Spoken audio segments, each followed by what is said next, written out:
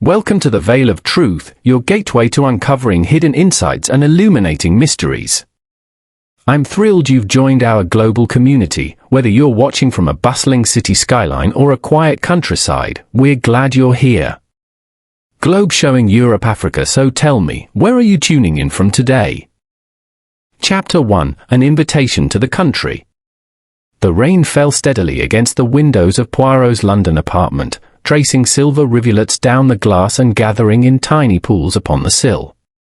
Hercule Poirot sat in his favourite armchair, the fire glowing warmly at his side, his slippers perfectly aligned before the hearth. In his hands he held a letter, already read twice but demanding yet another careful examination. For Hercule Poirot, the smallest detail, be it a misplaced comma or an unusually looped flourish, was as telling as a fingerprint.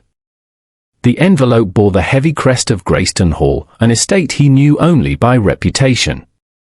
Words such as bleak, ancient, and melancholy had attached themselves to its name, as ivy clings to stone. Its owner, Lady Margaret Ashcombe, was a figure of some renown, widowed early, mother to an ambitious son, protector of old traditions. Yet her letter was not written with the hand of cold aristocracy. The pen trembled, blotches marred the margins, and her words betrayed desperation. "My dear Monsieur Poirot," it began, "I beg you to set aside all other concerns and attend me with the greatest haste. Within the walls of my home something dreadful has occurred, and I fear the hand of death will not be stayed unless you intervene. My family is distressed beyond reason, and though we speak of accidents, of heart failure, of mischance, I know, yes, I know, there is something deliberate, something wicked at play. I am too proud to say this aloud to my neighbours, too frightened to speak it to my household, but I trust you will understand. Come at once. Yours, in anxiety, Margaret Ashcombe." Poirot smoothed the paper upon his knee, his dark eyes glittering beneath arched brows. "A letter that smells of panic, of secrecy, and of pride," he murmured. "The lady does not say outright what she suspects, yet she summons Hercule Poirot. Eh bien, what does that tell you, Hastings?" But Hastings was not there. He had embarked upon some sporting expedition abroad, leaving Poirot for the present in the company of his own thoughts. Instead, it was Inspector James Lyle who arrived that same afternoon, summoned by Poirot with a swift telephone call. Lyle was a tall, weathered man, with the steady gaze of one accustomed to darker matters. He stepped into the apartment, removing his dripping coat. "So, Poirot, you've got wind of something." Poirot handed him the letter with delicate fingers, as though it were a rare artifact. "Read, mon ami. And tell me, does it not strike you as odd, as full of shadows?" Lyle scanned the page, his brow furrowing. "She's vague. Almost deliberately so. But the undertone, yes, I'd say she fears murder. Greystone Hall, eh? I've heard it's half in ruins. There's talk of smuggling tunnels under the east wing, old curses, family feuds, the sort of place you'd expect superstitions." Poirot's moustache quivered with amusement. "Ah, the superstitions. How convenient they are, how they obscure the eye from seeing what is plain. My friend, I think we shall visit this hall of gloomy stones. The letter does not speak of superstition. It speaks of fear. And where there is fear, there is usually reason." That very evening they set off by train.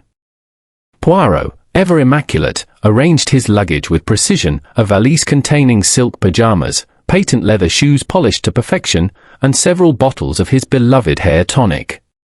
He settled into the corner seat, folding his gloved hands, while Inspector Lyle buried himself in the newspaper. The countryside unrolled beyond the window, grey fields, sodden hedgerows, occasional hamlets with their church spires rising pale against the darkening sky. At last, near midnight, they descended at a small rural station.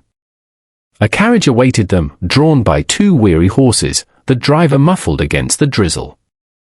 "Greystone Hall, sirs," he said, touching his cap. "It's a bleak night to arrive there."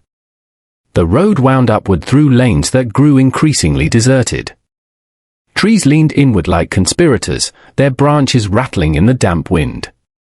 Once or twice the driver crossed himself, muttering about lights seen in the ruined wing, about strange cries that carried across the moor. Lyle gave a half-smile, but Poirot listened keenly, noting each inflection.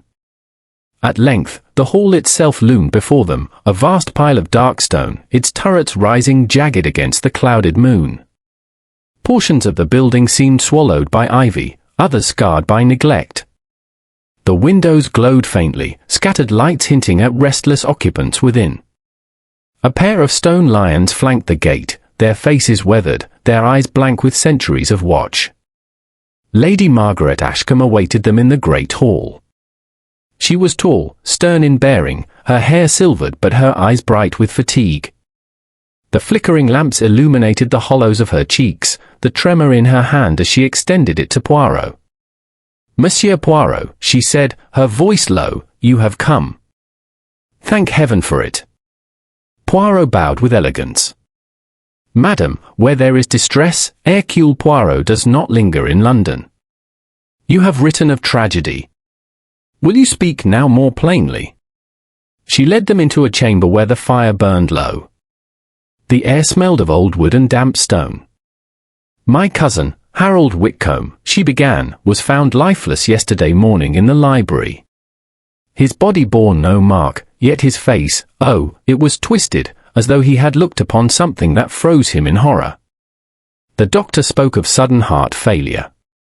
But she clasped her hands tightly, I do not believe it. There are things in this house. Monsieur Poirot, whispers, quarrels, strange accidents. I feel we are being watched by something malign. And then this." Poirot leaned forward slightly, his eyes intent. "And were there signs, objects out of place, perhaps?" Lady Margaret hesitated, then said, "There was one. A small silver figurine of a knight, toppled from the mantelpiece. Harold had admired it greatly, yet there it lay beside him, gleaming in the firelight." Poirot's gaze sharpened. A knight of silver, fallen beside the dead.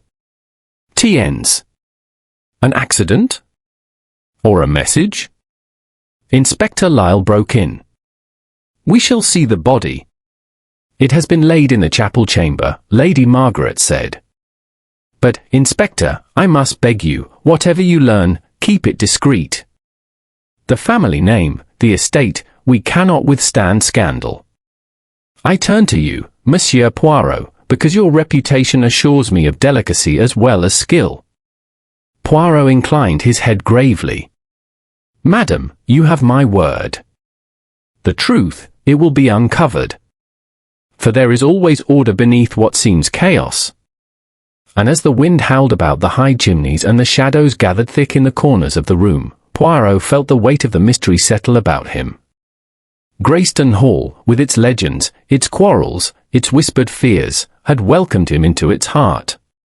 Somewhere within its walls, concealed by silence and fear, lay a murderer.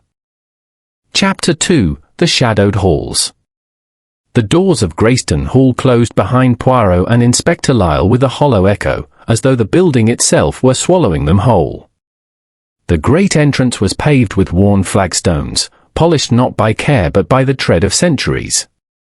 A chandelier, heavy with dust, hung from the rafters, its crystals dimmed by neglect. The air smelt faintly of damp wool and candle wax, and Poirot, drawing his silk handkerchief to his nose, gave a little sniff of distaste.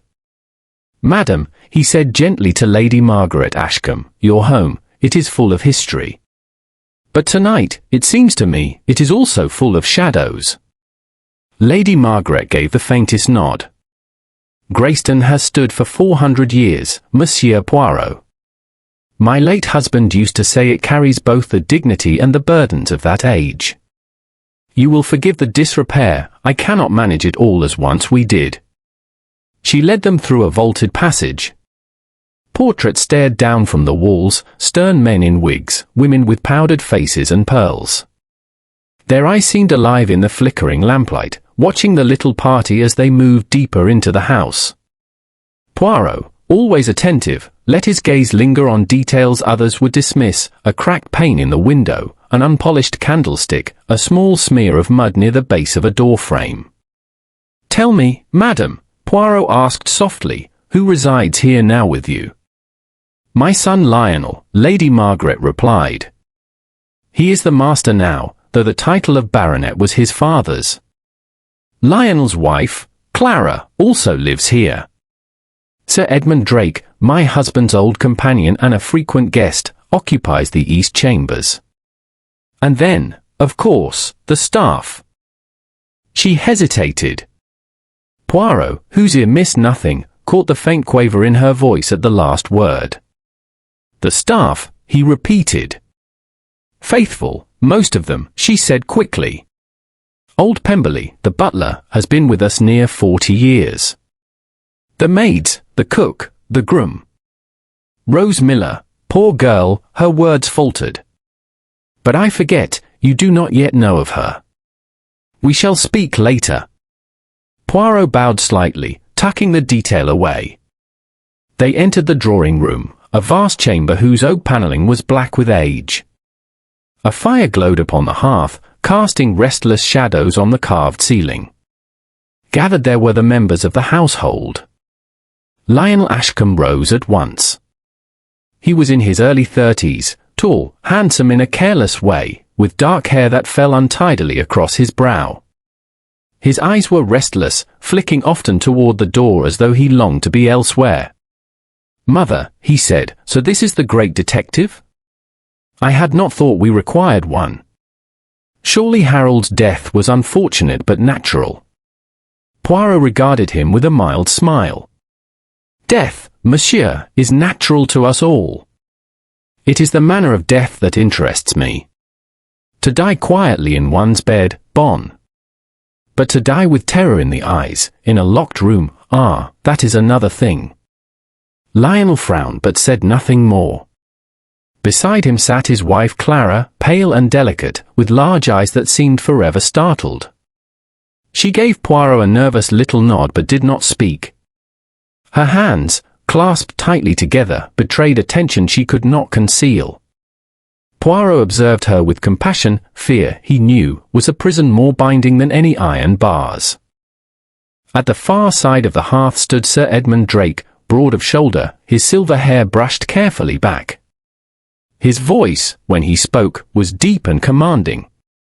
"Poirot, I remember your name from certain cases in the newspapers. I do hope you will not trouble this family unnecessarily. Harold Whitcomb was my old friend, but he was not a young man. Heart failure is a sad but ordinary occurrence." Poirot inclined his head politely. "Perhaps, monsieur. But sometimes the ordinary is used as a mask for the extraordinary. We shall see." A heavy silence followed. Only the crackle of the fire disturbed it. Lady Margaret broke it at last. "You must be weary, gentlemen. I shall have Pemberley show you to your rooms. Tomorrow you may see the library, the place where Harold was found." "Merci, madam," Poirot replied. "I shall sleep, though not heavily, I think. The house, it breathes with unease." The corridor leading to their chambers was long and narrow, lined with tapestries that sagged upon their hooks. Their colors were faded, their figures half lost to time, knights with swords, ladies with hunting hawks, scenes of battles no one remembered. A draught stirred them faintly as Poirot and Lyle passed, as though the long-dead figures wished to whisper warnings. The butler, Pemberley, a stooped man with white hair and grave expression, carried a candle before them. "We do our best to keep the place in order, sir," he said softly, "but Greystone is not what it was." Poirot gave him a courteous nod. "And you yourself, monsieur, you have served the family long." "All my life, sir. I was born on the estate. There is not a corner of this house I do not know." He paused, lowering his voice. "But forgive me, since Mr. Whitcomb's passing, there has been a chill here. The maids will not go alone into the library wing. They say the death left a mark upon the room. Poirot touched the man lightly on the arm. Superstitions are like smoke, my good Pemberley. They fill the air, but with one little draught they are gone. Do not let them trouble you. When at last Poirot entered his chamber, he found it vast and bare, the ceiling lost in darkness, the furniture heavy and old-fashioned. A tall window admitted the faint glimmer of moonlight through half-drawn curtains. Poirot set his valise neatly upon the stand, aligned his brushes, his slippers, his bottles of tonic with scrupulous precision, and finally sat upon the edge of the bed.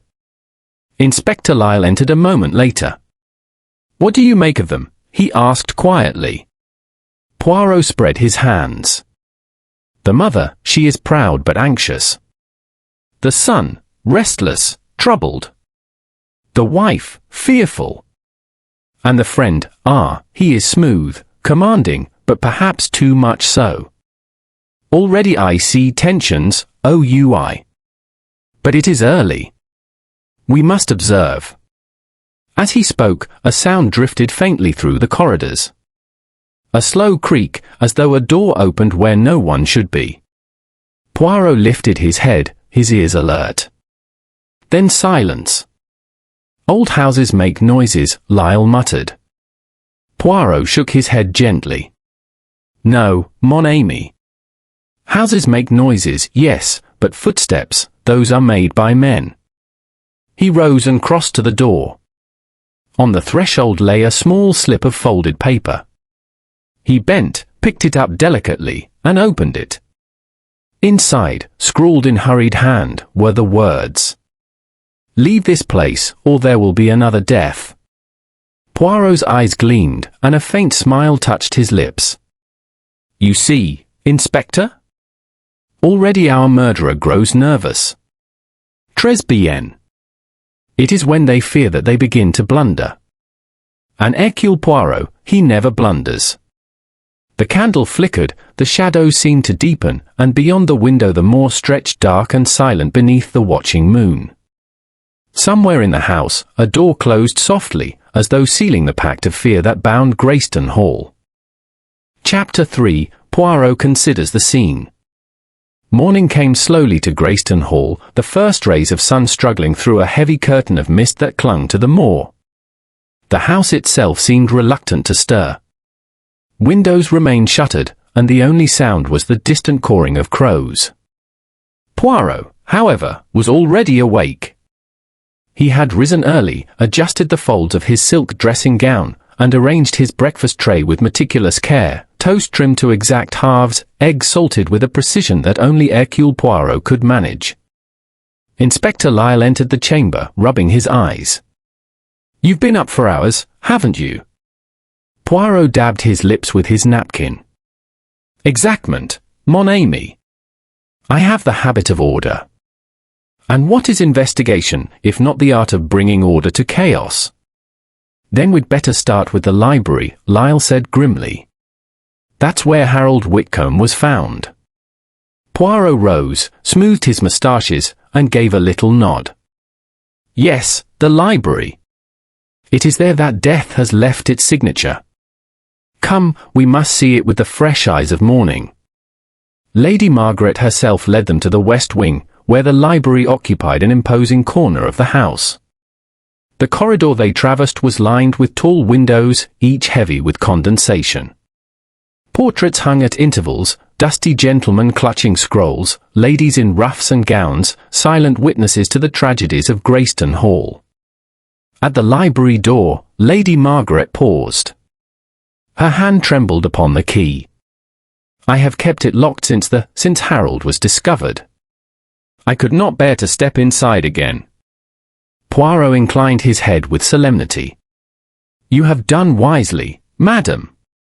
A crime scene, it must not be disturbed. Allow me."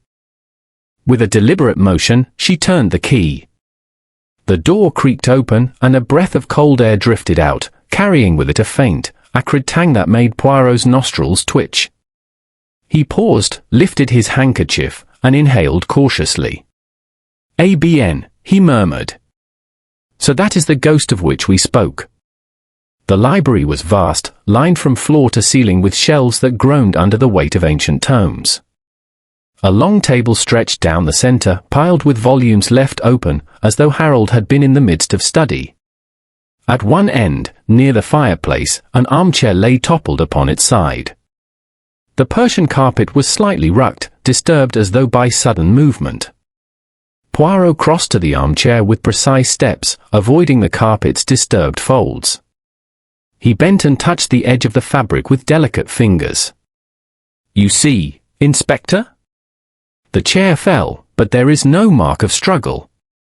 Our victim rose suddenly, perhaps he staggered, perhaps he gasped, and then, collapse.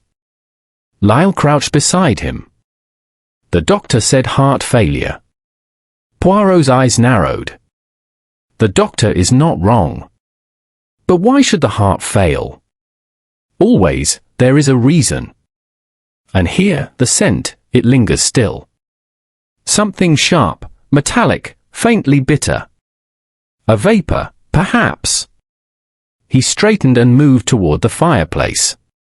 The grate still held the remnants of burned logs, though the ash was not cleared. Poirot crouched again, running a finger lightly through the white dust. He lifted it, examined the faint grey smudge upon his fingertip, and gave a little nod. "Residue," he whispered. "Not of wood alone. Something else was added here, something that left its trace.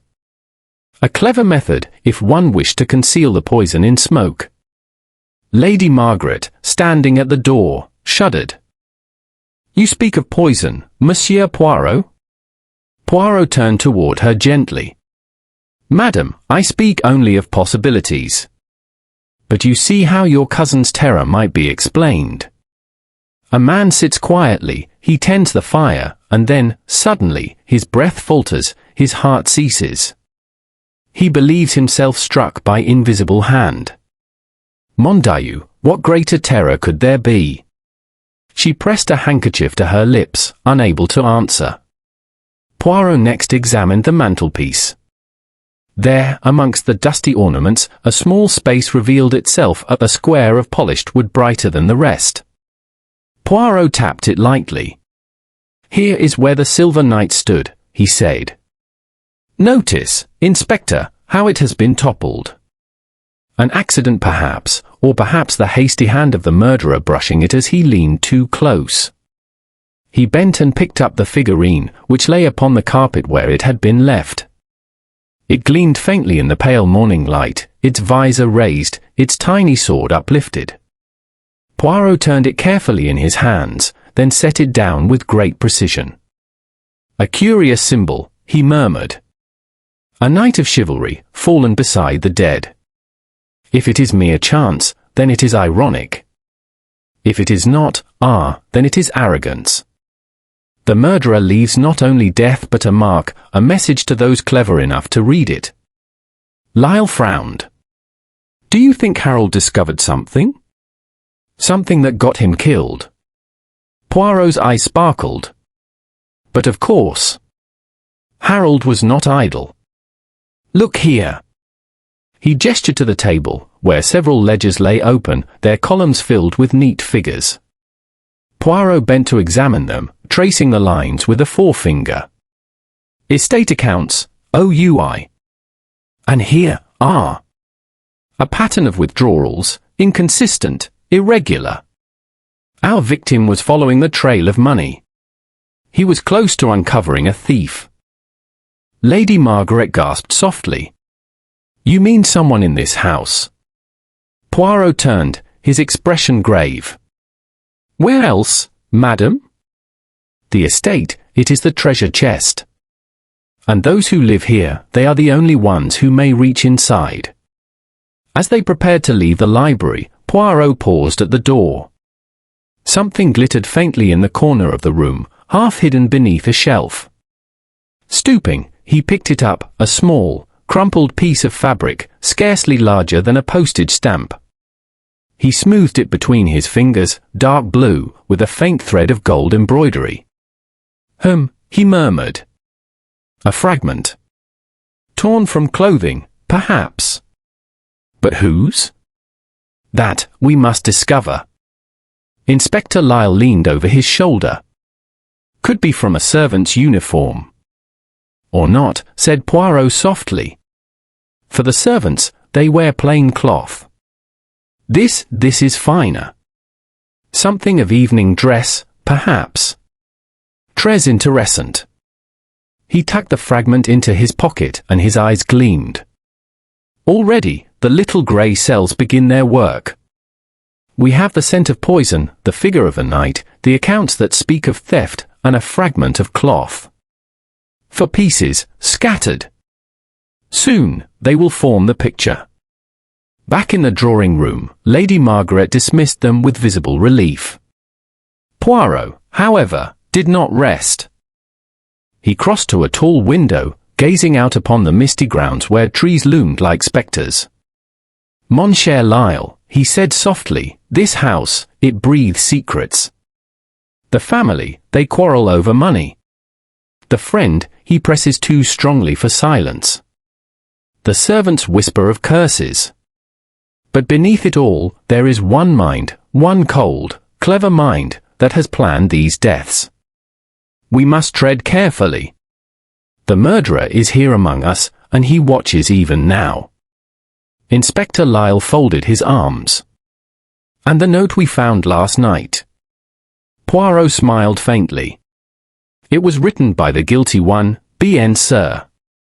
Fear makes them reckless. And when a murderer grows reckless, that is when Hercule Poirot triumphs. The fire crackled, the mist pressed at the windows, and somewhere deep within Greystone Hall, a floorboard creaked, soft, deliberate, as though someone listened. Chapter 4 Suspicions in the Night. The atmosphere in Greystone Hall grew heavier as evening approached. The mist had not lifted all day, and by dusk it seemed to have crept inside, dulling the lamps, dampening the air, and setting every occupant on edge. Servants moved silently along the corridors, their eyes lowered, as though afraid to disturb some slumbering presence. Even the fire in the great hall burned low, its flames reluctant to climb. Hercule Poirot, however, appeared unaffected. He sat in a high-backed chair, his moustaches gleaming, his patent shoes placed neatly together upon the hearthrug. He regarded the family as they assembled for dinner with the calm detachment of a chess master watching his pieces take their places on the board. Lionel Ashcombe was the first to appear. His gait was restless, his hands clenched and unclenched as he crossed to the decanter and poured himself a generous measure of brandy. His eyes, though sharp, held a nervous flicker that betrayed his unease. He avoided Poirot's gaze, as though conscious that too much attention had already fallen upon him. Clara followed, pale and hesitant, her silk gown rustling faintly as she entered. She gave a fleeting smile toward Poirot, but her eyes darted at once toward her husband, who drank with a grim intensity. She sat at the far end of the table, her fingers nervously adjusting her napkin. Poirot noticed that she never quite ceased watching Lionel, as though fearful of what he might say or do. Sir Edmund Drake arrived last, his bearing as commanding as ever. He took his place beside Lady Margaret with a nod that was almost regal. His deep voice filled the room as he spoke of trivial matters, the quality of the season's hunting, the state of the countryside roads, but it was clear to Poirot that his words were intended as a mask. Sir Edmund's eyes moved with sharp calculation, assessing each member of the household as though they too were pawns in his private game. Lady Margaret herself presided with cold dignity, but the effort of composure showed in the taut lines about her mouth. She drank little, ate less, and her gaze seldom left Poirot, as though clinging to the belief that his presence alone might ward off further disaster. Dinner passed in strained silence, broken only by the occasional clink of silver or the murmur of Sir Edmund's voice. Poirot ate sparingly, his attention fixed on the interplay of glances, the subtle gestures, the sudden hushes that fell whenever certain topics brushed too close to truth. At one point, Lionel burst out irritably. "I still say it is absurd to treat Harold's death as anything but natural. We do ourselves no good to dwell on it. What is done is done. His mother's gaze sharpened. And yet I do dwell on it, Lionel. Because I cannot believe a man may die so suddenly, so fearfully, without cause. Lionel's face flushed, and he reached for his glass again. Clara lowered her eyes, her hands tightening on her napkin until her knuckles showed white. Sir Edmund spoke smoothly, intervening. Lady Margaret, you distress yourself needlessly. Death visits the best of us without warning. To speculate otherwise is to invite suspicion where none belongs. Poirot raised a finger delicately. And yet, monsieur, suspicion is like smoke, it drifts until it finds the fire.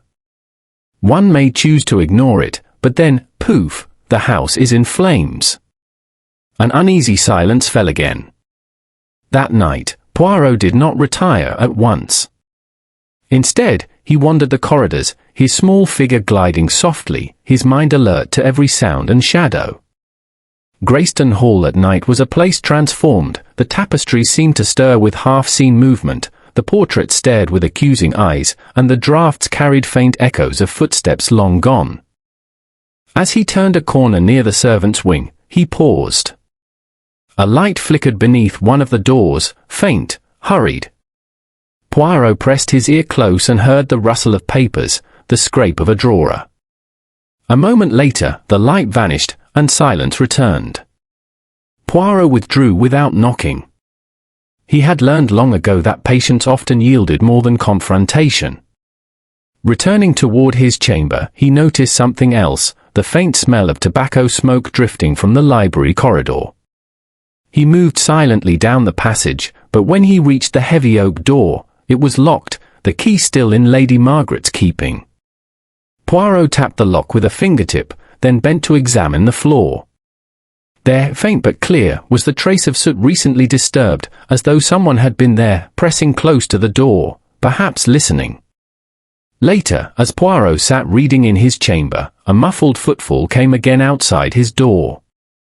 He closed his book softly and waited. A shadow crossed the slit of light beneath the threshold, and once more a folded slip of paper slid into the room. Poirot picked it up with delicate fingers. Leave this place, or there will be another death. He smiled faintly. Tiens. Our murderer plays the same card twice. But the handwriting, it is rushed, yes, but not careless. A bold hand, accustomed to command. Already, I narrow the field. He tucked the note into his pocket and resumed his reading as though nothing had happened. Downstairs, however, events took a darker turn. Clara Ashcombe, restless and fearful, had risen from her bed and wandered into the corridor. She clutched her dressing gown tightly around her and peered into the shadows. From the far end came the creak of a door and a sudden sharp gasp. She froze, her heart pounding. A figure emerged briefly into the dim light, a man, tall, broad-shouldered, moving swiftly toward the east wing. Clara pressed herself into an alcove, scarcely daring to breathe. When the footsteps had faded, she hurried back to her chamber, her mind whirling. She wanted to speak, to confide in someone, but to whom? Her husband was brusque, her mother-in-law stern, Sir Edmund terrifying in his authority. Only Poirot, she thought, might listen. But would she dare? The household awoke next morning to alarming news. A maid, Rose Miller, had been found lifeless in the servants' passage. Her lips were faintly blue, her body still warm. The doctor was summoned, shaking his head gravely. Poison, he declared. There can be no doubt. But how could she have come into contact with it? The servants wept and whispered of curses, of evil spirits roaming the hall. Lady Margaret clutched at Poirot's arm. Monsieur, you see? It has happened again. I begged you to come, and now, oh, my poor Rose. Poirot's expression remained calm, though his eyes were sharper than ever. He knelt beside the body, observing every detail with his usual care. At last, he spoke quietly to Lyle. It is as I feared, mon ami. The poison, it lingers still in the library grate. The poor girl must have inhaled the residue while cleaning.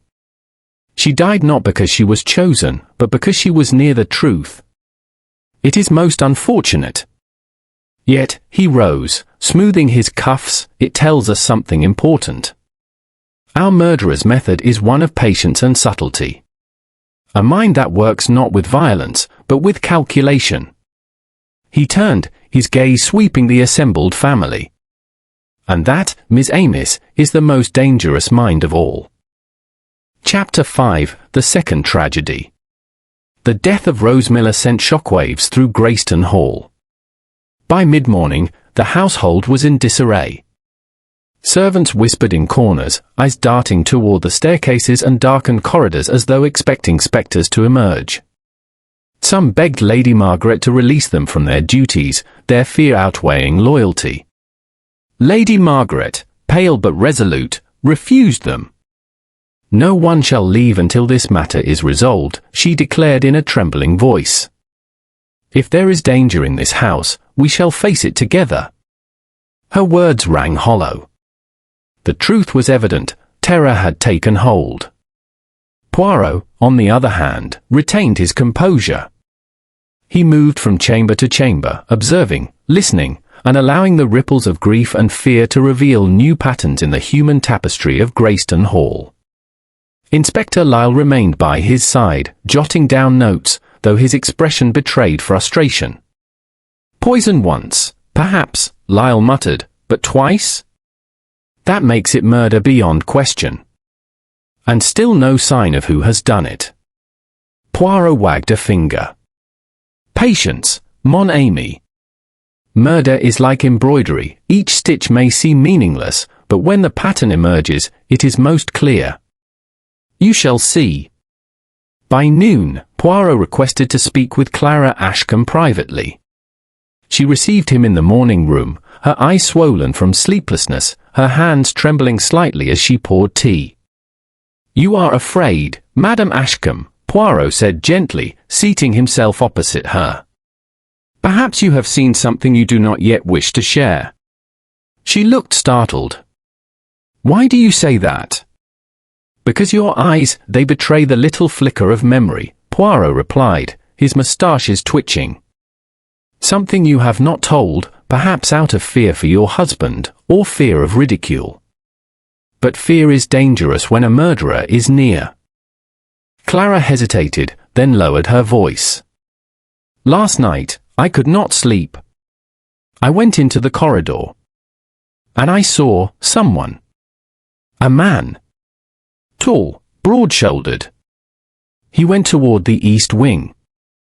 Poirot inclined his head gravely. "And your husband, madam?" "He is tall, broad-shouldered also." She bit her lip. "Yes. But I cannot be sure it was him. I was in the shadows, my mind was clouded. And if I accuse him wrongly, oh, Monsieur Poirot, what shall I do?" Poirot laid a hand lightly upon hers. "You shall do nothing, madam. Leave it to me. The truth, it does not hide forever." That afternoon, Poirot gathered the family in the drawing-room. Lady Margaret sat stiffly by the hearth, her hands clasped like ivory.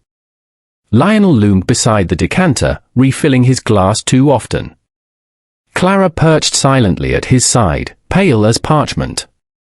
Sir Edmund stood near the window, his posture military, his eyes sharp. "My friends," Poirot began, "you see before you two deaths, Harold Whitcomb, who perished in the library, and Rose Miller, the maid, who died most cruelly by poison. It is no coincidence. Both deaths are connected." Lionel gave a harsh laugh. "Connected? Rose was a servant, Harold a gentleman. What could link them?" Poirot raised a finger. "Curiosity, Monsieur Ashcombe." Both were too curious.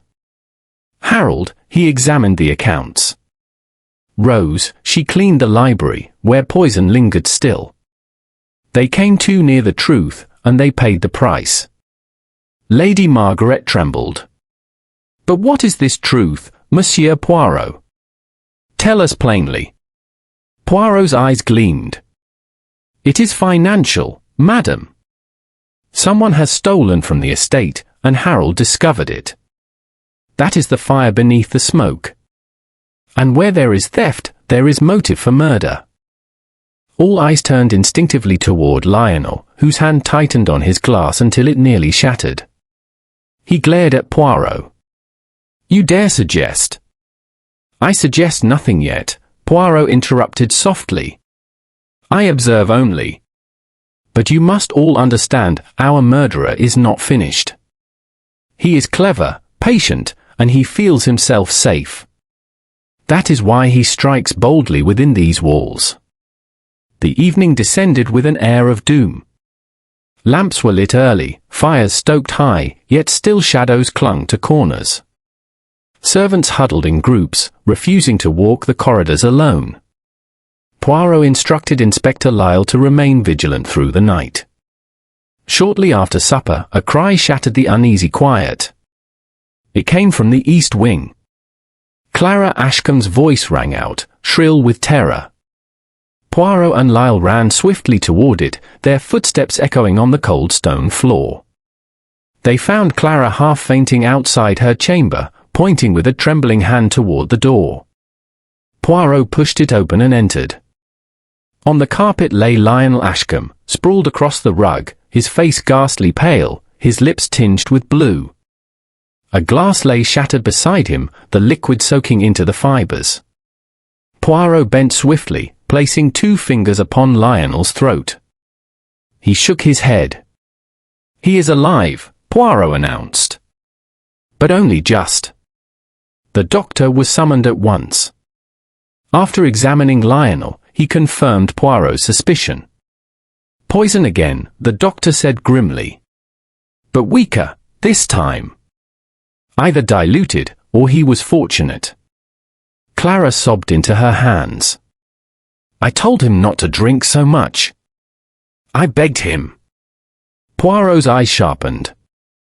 Madam, this was no mere indulgence.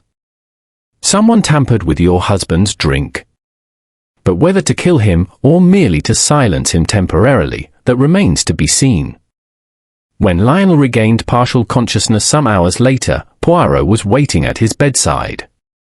The man groaned, clutching his head. Who did this? Poirot asked softly. Lionel opened his eyes, bloodshot and heavy. He whispered hoarsely, it was meant for me, because of Harold. He knew I was close to ruin. He found the accounts. I borrowed, I gambled. But I did not kill him. I swear it. Poirot regarded him steadily. And Rose. Lionel shook his head feebly. I know nothing of Rose. But whoever killed Harold, they will kill again. They mean to destroy us all. He collapsed into silence. Poirot rose and smoothed his cuffs, his expression unreadable. To Inspector Lyle, waiting by the door, he murmured. The picture sharpens, mon ami. Lionel is guilty of theft, but not, I think, of murder. He is too weak, too reckless. Our murderer is stronger, colder. But take note, the attempt tonight was clumsy. The hand of the murderer trembles. He fears exposure. He glanced out the window, where mist still curled across the lawns. And when fear begins to guide the murderer's hand, then the game turns in favor of Hercule Poirot. Chapter 6: Secrets of the Hall. The dawn after Lionel Ashcombe's poisoning broke grey and sullen. A thin drizzle fell across the lawns, streaking the tall windows and deepening the sense of oppression that already clung to Greystone Hall. The house was restless, its occupants moving in uneasy silence. Every creak of the old timbers seemed to carry a sinister weight, every shadow in the passageways a lurking threat. Poirot, however, began the day as always, immaculately dressed, moustaches perfect, boots gleaming, a small breakfast of rolls and chocolate before him. Inspector Lyle joined him in the morning room, bleary-eyed from his night's watch. You sleep well, mon ami? Poirot asked lightly. Hardly, Lyle muttered. This place gives me the chills. Poisonings, warnings slipped under doors, servants half out of their wits, it's enough to drive a man mad. And I'll say this, Poirot, if the murderer means to strike again, he won't wait long. Fear is at its highest pitch. Poirot nodded thoughtfully. Just so. Fear is a weapon as sharp as any knife. But it can cut both ways, my friend. When the murderer fears, he makes mistakes. Last night was one such error. You mean the attempt on Lionel? Exactment. It was crude, clumsy. Not the work of a mind that is usually precise. The hand trembles, you see, because the game draws toward its conclusion. Lyle gave a short laugh. If you can see that conclusion, Poirot, I wish you'd share it. Poirot only smiled. In good time. Later that morning, Poirot requested permission to examine the library once more.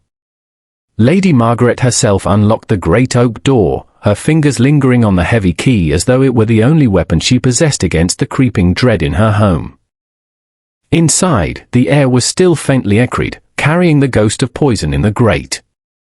Poirot moved carefully, his eyes lingering on the ledgers Harold Whitcomb had studied, the fire where the deadly powder had been thrown, the shelves that lined the walls from floor to ceiling. Why is the library always locked, Lady Margaret? Poirot asked gently. She hesitated. It was my late husband's rule. He distrusted idle hands upon his books and papers. Only Harold and I had free access. Since Harold's death, I have kept the key with me at all times. Poirot bent and studied the edges of the hearth. And yet someone has stood here in the night. The soot is disturbed. Twice I have smelled tobacco in this place. One of your household comes here still, without permission. Lady Margaret paled. Impossible. The door. The lock is old, madam, Poirot interrupted softly. Not difficult for one accustomed to forcing his way. Poirot continued his inspection, pausing before a panel of bookshelves at the far end. His keen eye noted the faint irregularity in the dust upon the floorboards, as though the skirting had been shifted. He pressed lightly at the edge of the case, and to Lyle's astonishment, the panel swung open upon concealed hinges. A passage, the inspector exclaimed. Bien, sir, Poirot murmured. Every old hall has its secrets. This one, I think, runs beneath the east wing.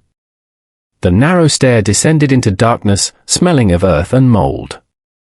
Poirot declined to enter, but he peered down with evident interest. Here is how our murderer moves unseen. He need not risk the corridors when he has this private road. Lyle whistled. That explains the sounds at night.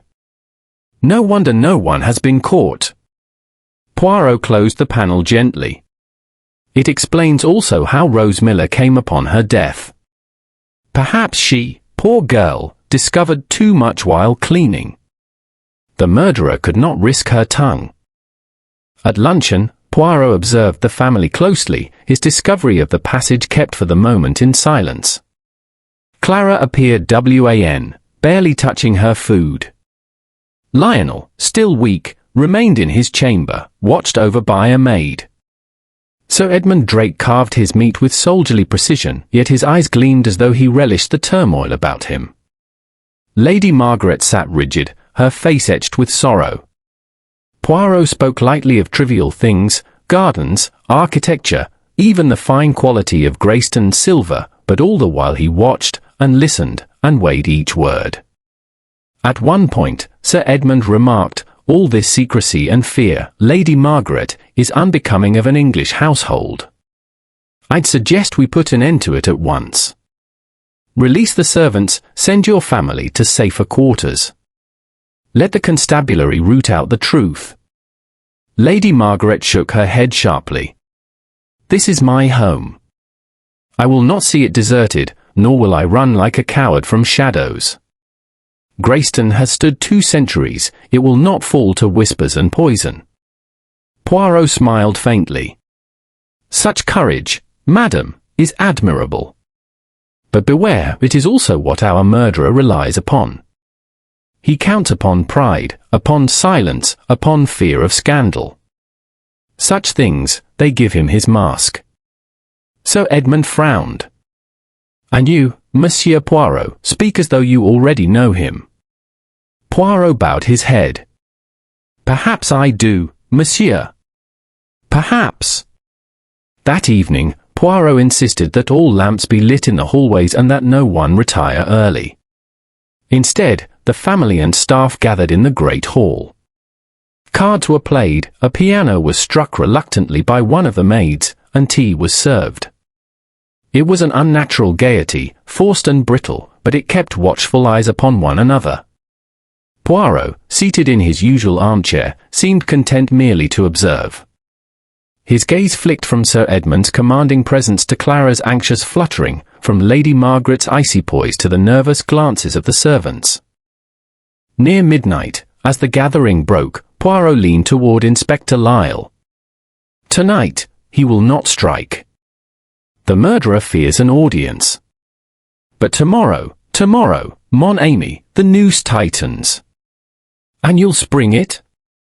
Lyle asked quietly. Poirot smoothed his moustaches. Mais oui. I have all the pieces. Now I must only arrange them, so the picture is plain to all. Unbeknownst to the others, Poirot later returned alone to the library. He lit a single lamp and stood before the shelves, gazing at the panel that hid the secret passage. Here, he murmured to himself, is the artery through which the poison flows. And here, in these accounts, lies the heart of the motive. One man, perhaps 2, know the truth. Tomorrow, they shall all know. And then, his eyes narrowed, the murderer shall know the end has come. With that, Poirot extinguished the lamp and left the hall silent once more, but for the rain tapping steadily against the tall windows. Chapter 7: The Noose Tightens. The storm that had gathered the previous evening had not abated. Rain lashed the windows of Greystone Hall with furious persistence, and the wind groaned in the chimneys as if some ancient spirit raged within the stones. The household had grown used to unease, yet on that particular morning the atmosphere was even heavier, almost suffocating. Poirot appeared unruffled, stepping into the breakfast room as if he had been walking beneath a clear Mediterranean sky. His grey suit was spotless, his moustaches faultlessly waxed, his boots gleaming. He took his chocolate, sipped it delicately, and greeted each person in turn. Clara was pale, her eyes shadowed by sleeplessness. Lady Margaret seemed carved of stone, her lips pressed in a grim line. Sir Edmund Drake attacked his breakfast with the appetite of a man who believed eating itself a weapon against fear. Lionel Ashcombe had returned, looking gaunt but determined, though his hands trembled slightly as he lifted his teacup. Inspector Lyle stood near the window, restless. Another night gone, he muttered, and still no arrest. Poirot, if you truly have the answer, why delay? This house cannot bear much more. Poirot gave him a small, enigmatic smile. Patience, mon ami. The fruit is not plucked before it is ripe. One more day, and the truth will ripen to perfection. After breakfast, Poirot wandered the house with his customary air of idle curiosity. In reality, every step, every glance, was carefully calculated. He lingered in the portrait gallery, studying the stern faces of Ashcombe ancestors. He examined a vase in the hallway, seemingly absorbed in its blue glaze, though his ears caught every footfall on the staircase above. By noon, the storm had grown fiercer. Servants huddled in corners, whispering nervously of curses and spirits. Poirot found Clara in the music room, her slender hands running distractedly over the keys of the piano without producing any tune. You are troubled, mademoiselle, Poirot said gently. She looked up at him with wide eyes. It feels as if we are all trapped here, Monsieur Poirot. Every corner holds a shadow, every sound makes me start. If you know who the murderer is, why not tell us? Poirot sat beside her, his expression kind yet unreadable. Because, Mademoiselle Clara, to speak too soon is to allow doubt. And doubt is a very clever thing, it can undo truth itself. Trust me a little longer. Her hands trembled against the keys. I am trying. It was mid-afternoon when the next calamity struck. Lionel had retired to the library for some rest, declaring he wished to read despite Poirot's warning not to be alone. A maid, carrying a tray of tea, entered the room only minutes later and screamed so violently that the whole household came running. Lionel was collapsed across the hearthrug, his lips blue, his body twitching faintly. Beside him lay a glass, half full of some clear liquid. Poirot was the first to kneel beside him. With swift, precise movements, he examined the glass, sniffed its contents, and then pressed his fingers against Lionel's throat. He lives, Poirot said crisply. Quick, fetch salt, fetch mustard, fetch water, we must empty the stomach at once. Lady Margaret gave a sob and rushed to summon the servants. Lyle bent over Lionel anxiously. Good God, another attempt. Poirot's eyes flashed. Yes, and it tells us much. See here, the glass was brought by no hand but his own. He trusted it. That, Inspector, is important. With crude but effective remedies, Lionel was made to vomit, his breathing steadied, and colour slowly returned to his face. The attempt had failed, barely. Lady Margaret stood pale and stricken. Twice now my son has been nearly murdered in this house. Monsieur Poirot, I beg of you, end this torment. Poirot rose, his expression grave but calm. Tomorrow, madam, you shall have your answer. Tonight we remain vigilant. And pray, leave no one alone. The discovery that Lionel had nearly perished again plunged the household into renewed terror. Servants demanded to leave, Sir Edmund roared that they would do no such thing. Clara clung to her cousin's bedside, trembling. The house seemed alive with suspicion, every look weighted, every silence deafening. Poirot, however, remained composed. He dined lightly, conversed of trivial things, and then excused himself early. He was last seen by Inspector Lyle returning to the library with a lamp in his hand. The inspector, uneasy, prowled the halls deep into the night. Several times he thought he heard faint movements, footsteps in the passages, a door softly closing, the whisper of fabric against stone. Each time, when he turned, he found nothing. The storm outside drowned all but the loudest sounds, its howls and rattles making the great house shudder. It was past 2 in the morning when Poirot returned, silent, to his chamber. Lyle, who had kept watch, cornered him. You found something, Lyle accused. Poirot's eyes gleamed. Ah, mon ami, you have the instincts, but not the little grey cells. Yes, I have found all I require. The pattern is complete. Tomorrow, we end it. You mean you'll gather them, like in the novels? Lyle asked dryly. Poirot permitted himself a small smile. Mais oui. Tomorrow, the murderer of Greystone Hall shall be unmasked. But tonight, we rest. Even the hunter must sleep before the final chase. The storm raged until dawn, and when at last the household stirred again, it was beneath an atmosphere so taut it might have snapped at the slightest touch. Servants whispered of leaving, of curses too strong for mortal resistance. Sir Edmund barked at them to hold their tongues. Clara wept quietly into a handkerchief. Lady Margaret stood stiffly, her eyes hollow but burning. Poirot, immaculate as always, appeared for breakfast as though nothing were amiss. He announced, in his firm yet courteous tone, Mesdames et Messieurs, tonight at 8 o'clock, you will all assemble in the great hall. There, before you all, I shall reveal the murderer who has brought death and terror into Greystone. There will be no refusal, no excuses. You will attend." There was silence.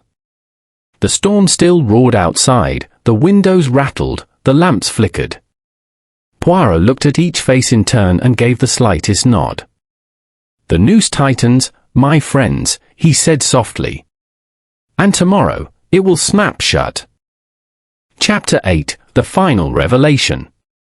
The storm had passed by evening, leaving the air outside Greystone Hall heavy and cold.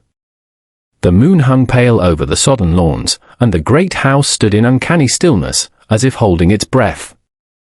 Within, every lamp blazed, the great hall had been cleared of all but a long mahogany table and the chairs arranged before it like a tribunal. At the head of the room stood Hercule Poirot.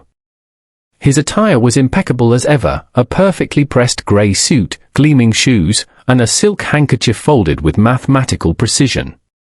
Yet his eyes held an intensity that seemed to charge the air. Inspector Lyle stood nearby, his notebook ready though he suspected there would be little need of it. Poirot's summons had been absolute, everyone had come, their nerves stretched to breaking. Lady Margaret sat nearest the fire, her face pale but resolute. Clara beside her trembled like a leaf, hands twisting a lace handkerchief. Sir Edmund Drake stood by the mantel, arms folded, his gaze hard. Lionel Ashcombe, still weak but upright, leaned against a chair, his expression one of grim endurance. The remaining servants clustered near the doorway, wide-eyed and whispering. Poirot looked around the room and nodded once. "Miss Amis, I thank you. Tonight, we conclude this most tragic and most interesting case. You have suffered fear, suspicion, and grief. But now, we shall have the truth." A murmur passed through the gathering. Poirot raised his hand, and silence fell. "When first I arrived," he began, "the death of Monsieur Harold Whitcomb appeared to be an accident, or at worst, a simple case of poison taken by mistake. But from the first, there were oddities. The glass he drank from was missing. The poison was one known to few. And the servants, they spoke of strange noises in the night." He began to pace slowly, his voice calm, deliberate, each word weighted with purpose. "Soon after, Mademoiselle Rose Miller was found dead. A servant, quiet, efficient, without enemies. Why should she die? Because she had seen something that she did not understand, but which terrified the murderer enough to silence her forever." Poirot turned to face them. "And then came the attempts upon Monsieur Lionel Ashcombe, too, in fact. Both failed. Yet both tell us the same story. The murderer feared Lionel above all others." Lionel started. "Feared me? Why?" Poirot's gaze softened. "Because you were close, monsieur. Closer than you knew. But patience, you shall see." Poirot approached the library door and placed his hand upon it. "This house, Greystone Hall, hides many secrets. The library, in particular, conceals one of its own, a passage behind the shelves. Through it, one may move unseen from the east wing to the cellars and back. It is through this passage that the murderer came and went. He entered unseen, delivered poison, and vanished while the household slept." A ripple of astonishment ran through the group. Lady Margaret gasped. Sir Edmund's eyes narrowed. Poirot continued, his voice now low and compelling. "But such a passage is not enough. There must also be a motive. For murder without reason is rare. And here, the reason is money, greed concealed beneath the cloak of loyalty." He paused dramatically. "Harold Whitcomb, the late steward, discovered irregularities in the accounts of Greystone Hall, large sums withdrawn, investments made without Lady Margaret's knowledge. He confronted the man responsible, threatening to expose him. That night, he died." Lady Margaret pressed a trembling hand to her lips. "You mean, someone embezzled from us?" "Oh, madam." And when Harold was gone, the same man sought to destroy every trace of his theft. But Rose Miller, while cleaning the study, found a ledger that Harold had hidden. She, too, died soon after. Poirot turned, his eyes keen as blades. "That ledger I have now recovered from the secret panel behind the hearth. It shows payments to a company under another name." "And who owns that company?" He pointed suddenly, his arm outstretched. "Sir Edmund Drake." A shocked silence filled the room. Sir Edmund did not move at first. Then, with a slow, deliberate motion, he straightened. "Preposterous," he said coldly. "I have nothing to hide." "You have no proof." "Mais non, monsieur," Poirot replied gently. "I have more than proof, I have pattern. When one arranges the facts, as I do with my little grey cells, they make the shape of truth. You had access to the accounts. You alone had the knowledge of poisons from your time in the army. You alone could command the servants to obey without question." Sir Edmund's face darkened. "And motive, Poirot? You think I killed for greed?" Poirot smiled faintly. "Not only for greed. For pride. You lost heavily in speculation, did you not? To confess ruin to your cousin's widow would have been intolerable. Better to steal quietly, to conceal the loss, and when discovery came, to kill rather than face disgrace." The soldier's composure faltered. "Rubbish!" Poirot raised a hand. "When Lionel was poisoned, the drink came from a bottle in the library cabinet, one you insisted he share with you. You intended it for him, to silence his suspicions about the accounts. But alas, you drank first, and so you poured again, carefully. When you left him alone, you switched the glass. The servant's timely entrance saved his life."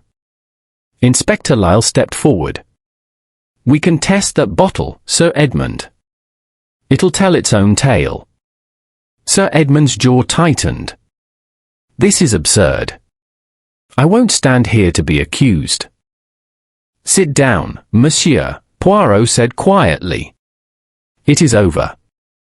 For a moment, no one moved. Then Sir Edmund's shoulders sagged. His voice, when it came, was hoarse. "I didn't mean to kill Harold. We argued, he struck me. He stopped, face twisting. It was only meant to frighten him." Poirot bowed his head. "And yet, murder once begun does not stop so easily. You killed again, to protect the first lie. So it goes, always." Lady Margaret covered her face and wept. Clara clung to her, sobbing. Lionel stared in disbelief at his old family friend. Lyle stepped forward, voice firm. "Sir Edmund Drake, I must arrest you for the murders of Harold Whitcomb and Rose Miller, and for the attempted murder of Lionel Ashcombe." Sir Edmund gave a single, bitter laugh. "So ends the line of Greystone soldiers. Not on a battlefield, but in a parlour." He straightened once more, his old pride returning for a fleeting moment, and allowed himself to be led away. When the house had fallen quiet again, Poirot remained by the fire, staring thoughtfully into the flames. Inspector Lyle joined him. "You had it all worked out from the start, didn't you?" Poirot smiled. "Non, mon ami. At first, I saw only fragments, the poison, the secret passage, the fear. But when I arranged them with care, as one arranges the pieces of a mosaic, then the picture appeared. Always it is so." Lady Margaret approached him softly. "Monsieur Poirot," she said, her voice trembling, "I owe you more than I can ever repay. You have restored honor to my husband's name and to Greystone Hall." Poirot inclined his head. "Madam, the honor was always there. It was merely hidden beneath a little dust. Now, it shines again." He turned to look through the tall windows, where the storm clouds were parting and the moon shone once more upon the sodden earth. Ah, he murmured, the tempest passes, and peace returns. Even in such a house as this, there is order again. For me, that is all I seek. And with that, Hercule Poirot, the great detective, gathered his hat and cane, and departed Greystone Hall, leaving behind silence, sorrow, and the faint, unmistakable scent of justice served.